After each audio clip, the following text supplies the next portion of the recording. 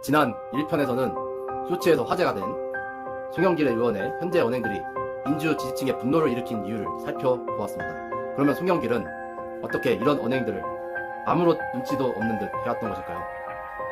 제가 요즘 송영길이란 인물에 대해 공부하면서 떠오른 건 송영길의 과거 개인사 흐름이 현재 언행이나 정치적 지론에 영향을 주고 있다는 것인데요. 물론 저는 한 사람의 과거사를 들추어 험담하려는 것이 아닙니다. 다만 현재 송영길의 언행을 과거의 이력에 비추어 보았을 때 상당한 상관관계가 있어 이를 토대로 이 인물의 가는 길을 분석해 보고자 하는 것입니다.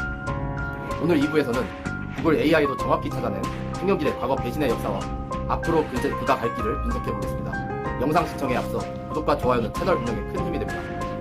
개혁의 목소리가 묻히지 않도록 BJ 뉴스의 당원 중심 정치 분석을 계속 응원하고 싶으시다면 지금 구독으로 힘을 보태주십시오.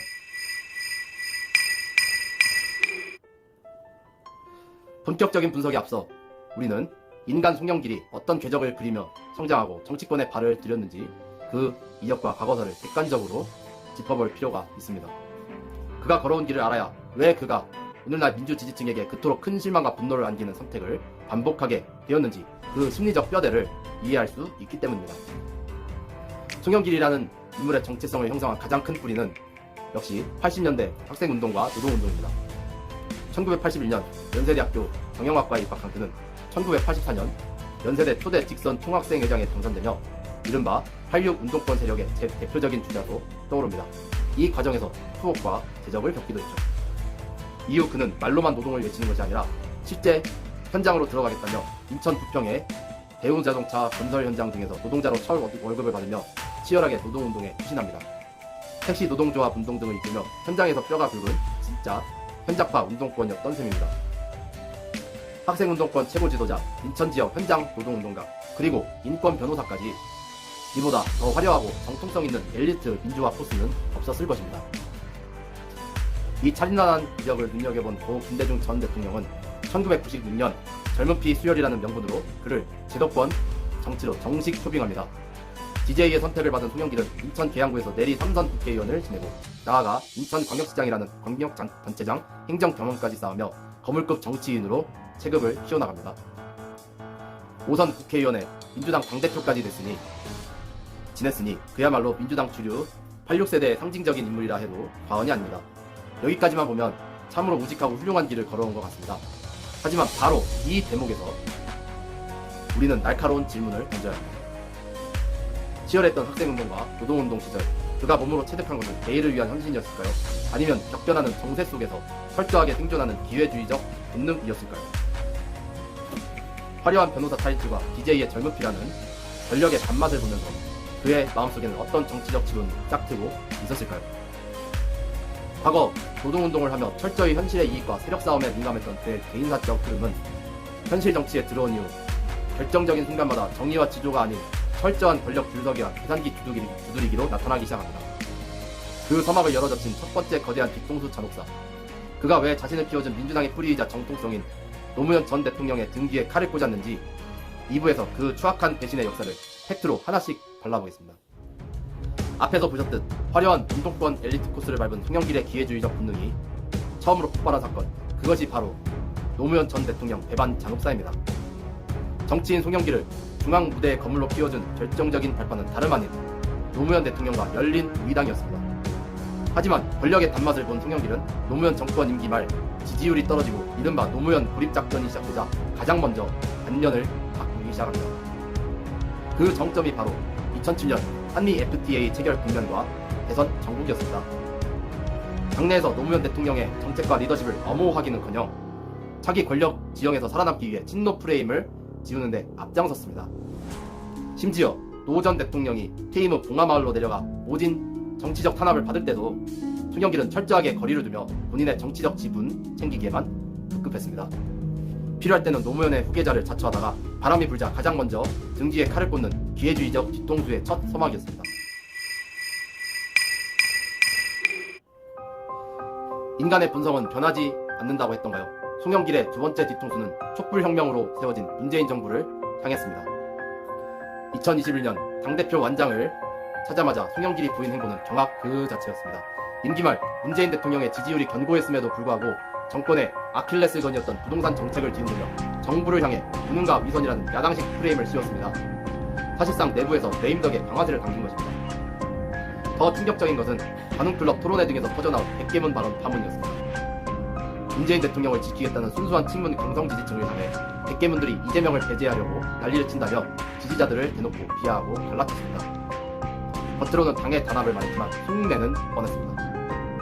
차기 대권주자로 유력했던 이재명 세력에게 줄을 서기 위해 자신을 당대표로 만들어준 친문 진영의 등뒤를 사정없이 후려친 것입니다. 이뿐만인가요? 당시 국회 원구성 협상에서 당시 윤호중 원내지도부에 의해 중요한 자리인 법사위원장을 야당인 국민의힘에 넘기기까지 했습니다.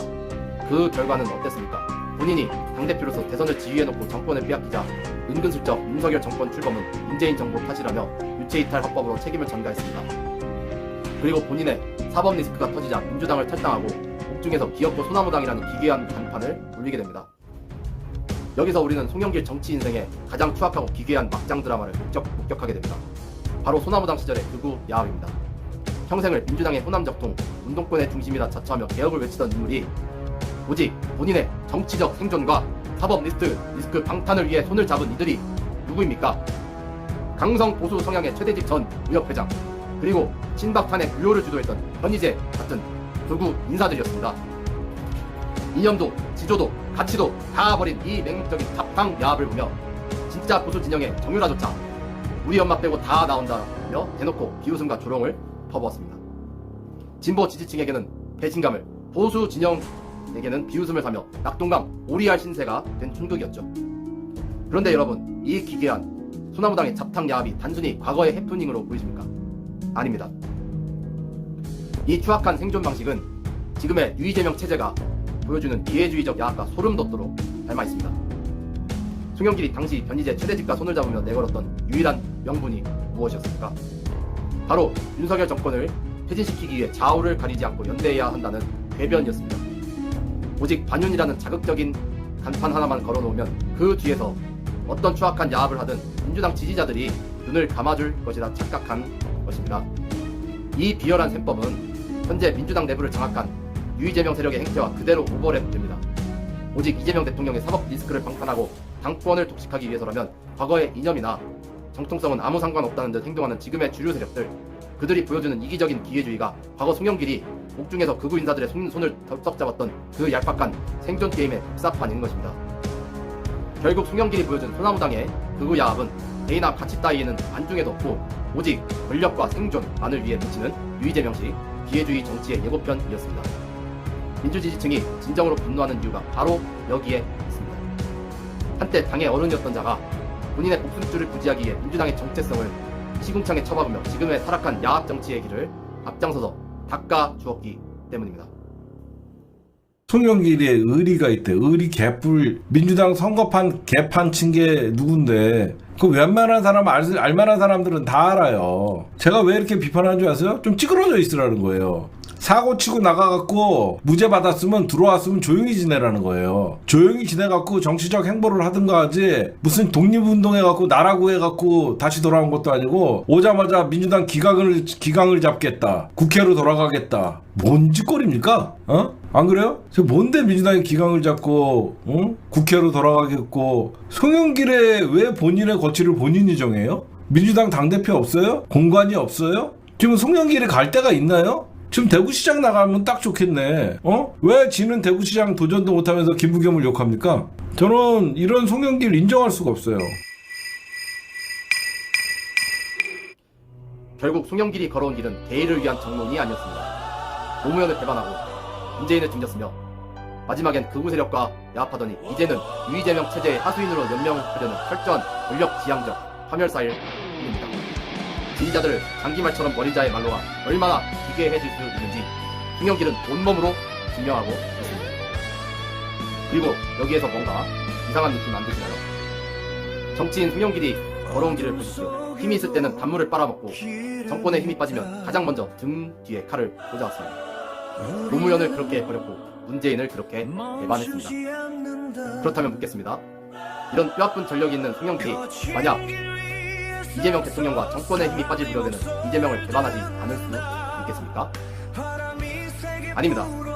그의 기회주의적 DNA는 반드시 또다시 다음 권력을 향해 탈춤을 출 것입니다. 이것이 우리가 오늘 송영길의 과거를 철저하게 해부하고 그의 위선적인 행보를 경계해야 하는 진짜 이유입니다. BJ 뉴스는 앞으로도 정원 동지 여러분의 눈과 귀를 가리는 위선자들의 가면을 철저한 팩트로 찢어봐야겠습니다. 개혁의 목소리가 묻히지 않도록 오늘 영상이 공감되셨다면 구독과 좋아요로 힘을 보태주십시오. 끝까지 당원 중심의 올바른 정치를 위해 진정하겠습니다. 시청해주셔서 감사합니다.